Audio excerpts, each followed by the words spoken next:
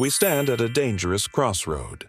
The new age of advanced weaponry promises surgical precision, a promise of war without moral cost. But the reality is far more complex. When a weapons system learns to think, who is left to bear the moral burden of its actions? When the decision to end a life shifts from a human mind to a microchip, do we gain efficiency or do we lose our humanity? Autonomous weapons systems eliminate risk for the operator, but they also eliminate the pause, the moment of doubt that separates calculation from conscience. The true ethical cost of these tools is not the collateral damage we see, but the accountability we lose. We are building machines that wage war, yet we have no clear answer for who is responsible when they fail.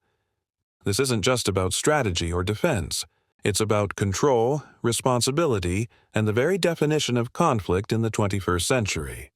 The race for technological superiority is undeniable, but every innovation brings us closer to a future where war is automated, inevitable, and ultimately impossible to reverse. The time to define the moral boundaries is now, before the tools we create define them for us. In our initial exploration, we asked a fundamental question. When a machine decides who lives and who dies, who is accountable? The search for an answer has led the international community to a contentious but vital principle: meaningful human control. This isn't merely a safety switch. It's the moral tether we are trying to maintain, ensuring that human judgment remains the final arbiter of lethal force. It demands that the human operator must be able to understand the system, predict its actions, and intervene effectively. This is the global pushback against the full automation of conflict. But this principle is challenged by the very nature of advanced warfare. The military advantage of an autonomous system is its speed, its ability to react in milliseconds where a human takes seconds. To insert meaningful control is to slow the process down, creating a military vulnerability that no major power is willing to accept. This is our core political paradox. We need human control for morality, but we need machine speed for survival. The relentless pursuit of technological superiority is pushing us toward an uncontrollable arms race, one driven not by strategic goals, but by the simple, terrifying fear of falling behind.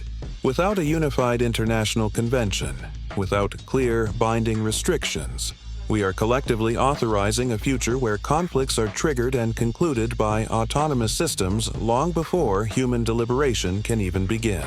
The ethical debate, therefore, is not a luxury for academics. It is the ultimate national security priority.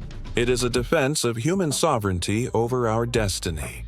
We must demand that our technology serves our values, rather than allowing its inherent efficiencies to diminish our capacity for moral choice. The burden of this decision rests on every generation, but particularly on ours. We must establish the limits of automation now, while the choice is still ours to make. The future of warfare will be defined by the strength of our resolve to keep humanity in the loop. The conversation does not end here. This critical discussion, this global debate over our future, must continue and expand. If you believe, as we do, that these questions are vital, then please consider taking a moment right now to subscribe. Join this community, share your perspectives, and ensure that this vital dialogue reaches those who need to hear it most. Thank you for watching and for being part of this essential global reckoning.